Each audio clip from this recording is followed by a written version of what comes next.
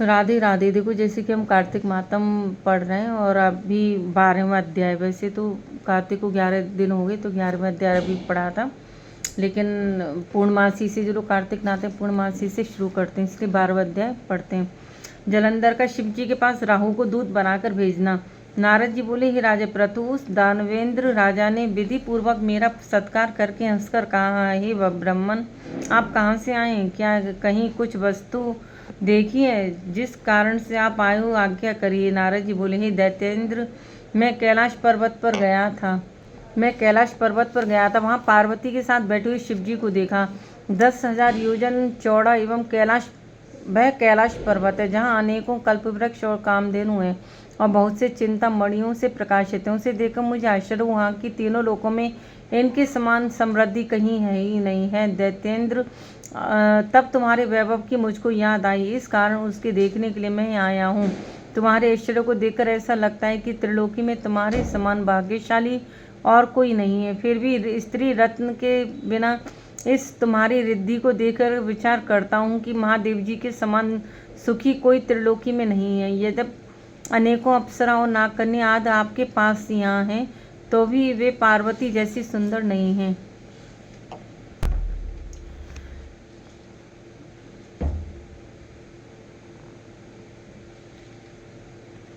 तब तुम्हारे वैभव की मुझको याद आई, इस कारण उसको देखने के लिए मैं आया हूँ। तुम्हारे ऐश्वर्य को देखकर ऐसा लगता है कि त्रिलोकी में तुम्हारे समान भाग्यशाली और कोई है ही नहीं।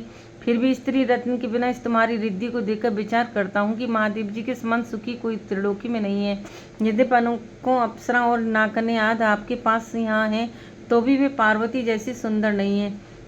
जिसकी सुंदरता रूपी समुद्र में डूबकर ब्रह्मा ने अपने वीर को छोड़ दिया था, तथा तब किसकी तुलना की जाए। एक बार मछली रूपधारी पार्वती के सुंदरता रूपी वन में तपस्वी महादेव जी ने भी भ्रमण किया था। सृष्टि रचते समय ब्रह्मा जी ने पार्वती जैसी अनेकों अप्सराओं को पैदा किया, परंतु उसके रूप के समान कोई अप्सरा पैदा न हुई। स्त्री रत्न के भोगने वाले महादेव जी का वैभव सर्वश्रेष्ठ है, परंतु सब कुछ होते हुए भी तुम्हारा वैभव वैसा नहीं है। ऐसे कहकर जब मैं वहाँ से चल दिया, तब वह दैत्यराज उसके रूप को सुन कामदेव की जड़ से पीड़ित हो गया।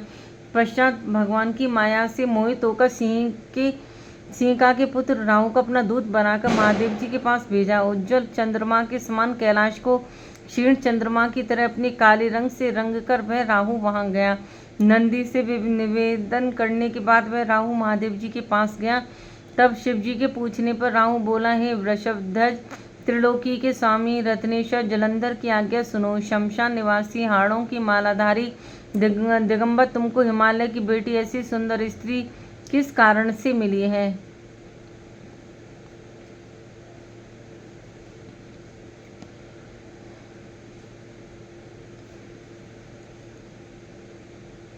किस कारण से मिली है? मैं रत्नों का स्वामी, पार्वती स्त्रियों में रत्न मेरे ही योग्य हैं, तुम जैसे नंगे जटाधारी भिखारी के योग्य नहीं है।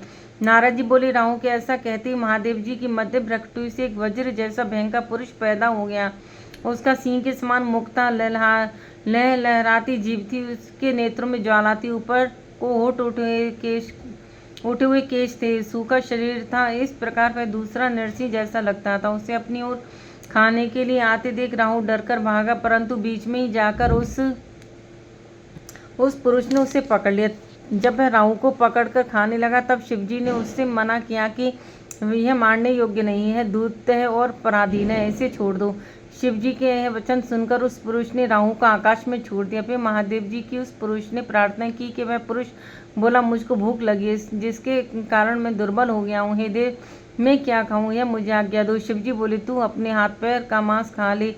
नारद जी बोले, शिवजी की आज्ञा से उस पुरुष ने अपने हाथ पांव का मांस खा लिया, केवल सिर ही बाकी रह गया। देख शिवजी उस पर अत्यंत प्रसन्न हो उस भयंकर पुरुष से बोले, हे कीर्तिमुख, तू सदा मेरे द्वार पर रहे। नारद जी बोले, उसी दिन से वह कीर्तिमुख शिवजी के द्वार पर रहने लगा। जो पहले कीर्तिमुख का पूजन नहीं करते उनका शिव पूजन वृथा होता है। कीर्तिमुख द्वारा फेंका गया वह राहु बर्बर स्थल पर जाकर गिरा, इसलिए वह बर्बर नाम से प्रसिद्ध हुआ है। फिर वह राहु अपना द्वितीय जन्म समझकर जलंधर के पास गया और सब वृतांत कहा। बोलो भगवान शिव की जय।